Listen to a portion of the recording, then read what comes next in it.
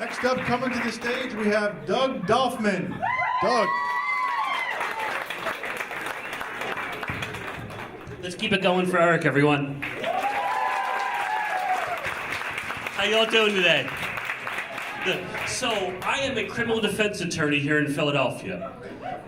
I'm also Jewish, and I'm a Sammy brother for all you guys back there. I've been keeping the streets of Philly dangerous for the past 22 years, and I am very, very proud of it. The slogan on my business card is, if you're caught with a drug, call Doug. It's true. So I went to Penn State, and my clients go to State Penn. When my clients call me from jail on their cell phone, it really is their cell phone. I've had a lot of interesting clients throughout my career. I had represented a gentleman who stole a bookmobile. It was really funny because 6 months later when they caught him, he had a lot of overdue fines. I had a client who sold drugs out of a tree. Walked away for 30 minutes, came back, and there was a squirrel there snorting his bag of cocaine. That was one hyped up squirrel. He wound up putting the cocaine on his nuts for the winter. I had a client who put a baby in a freezer. No, it's okay, really. The baby was fine. Cooler heads did prevail, though. I often wonder, a lot of minorities get stopped by the police, and I wish the police officers would tell my clients the real reason why they stopped them. To pull you over in a car. Why'd you stop me? Well, I stopped you, officer, because you're a young Hispanic man driving a Mercedes in a white neighborhood. By the way, step out of the car. Do you have any firearms on you? Sure, officer, what do you need?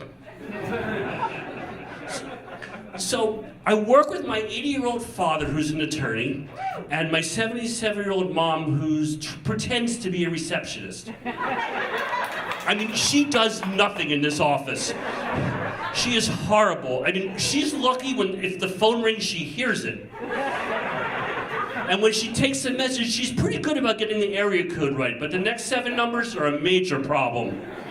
Just have to improvise.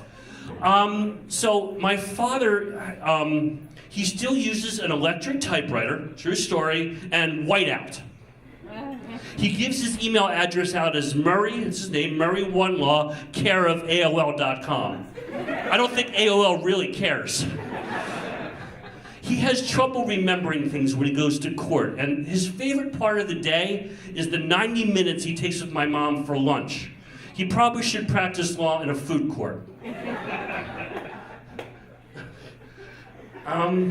So, dating has been an interesting experience over the past few months. I'm really having a hard time trying to find the right woman to date. My wife's not too happy about that. I started dating homeless girls, but when the date's over, you can drop them off anywhere. It's really great. I was dating this girl, she was an Uber driver. Things were going pretty well, but then she decided to take me to a drive-in movie and charge me.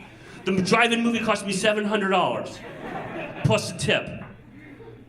I dated this girl, she was a court reporter, which was kind of fun. But so one night, except when we were sitting in bed one night, she put up her machine and started typing on it. She was typing objections to what I was saying. Which is really kind of strange, because all I was really saying was boom, boom, boom. She wasn't the best date at all. I think that one of the most interesting things about dating is you never know who you're going to meet when you date. Hookers, for example. You really don't want to date a hooker. As a matter of fact, the U.S. Post Office just issued a new stamp commemorating hookers. It's a forever stamp. It'll cost you $250 an hour. It'll cost you an extra $1 if you lick it. So my daughter, no, she's not a hooker. She goes to Wissahickon High School outside here in Montgomery County. Their nickname is the Trojans. Their football team's uniforms are made of latex, and their mascot is the fighting condom. I feel pretty confident her going there, knowing she's well protected. I recently took up golf, and I got a DUI while playing golf last week. was driving, swerving all over the fairway, and a cop pulls me over up on the 18th hole. Says, yo, walks up to the card, says, yo, let me see your scorecard. Gives him my scorecard. He goes, wait a minute. You got an 8 on that last hole. Step out of the cart. It's horrible. They wound up losing my membership for a year. They increased my handicap by 12 points, and I was forced to attend alcohol-safe driving card school. Now I have to do a breathalyzer before every time I play golf. Anybody out here like to shop? Shopping? I like to shop at an inconvenience store. Mine happens to be in Arizona. There's only 2 types of sprees out there. There's shopping sprees and there's killing sprees. And I hope to get my shopping done first.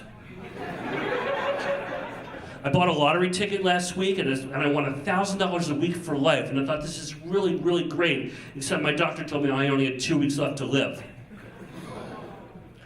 I was in Walmart and I bought a telephone, but I couldn't afford it, so I had to put it on layaway. So I got an answering machine in case I got any phone calls. Break. Okay. I also bought an instant coffee table. You just add water, 4 legs appear. It also makes decaf. But my uncle has a real problem shopping. He was born with only 1 hand. So he likes to shop in a secondhand store.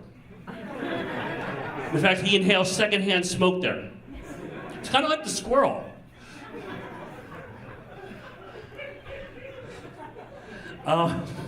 You walk around Philadelphia and you see a lot of interesting things. There's a billboard up on I-95 as you go up north that says, Jesus saves. And I was thinking to myself, wow, I didn't know the economy was that bad.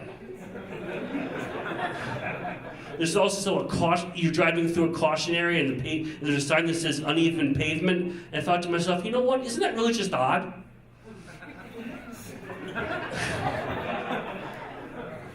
Let's see. So, Cordy, yeah, okay. All right. So, Dock Street Beer just came out with this new beer, really blasting Donald Trump. The beer is called Short Fingered Stout. It's brash. It's slightly conservative. Slightly conservative. And it's highly arrogant. Thank you. And that's my time. Thank you, ladies and gentlemen.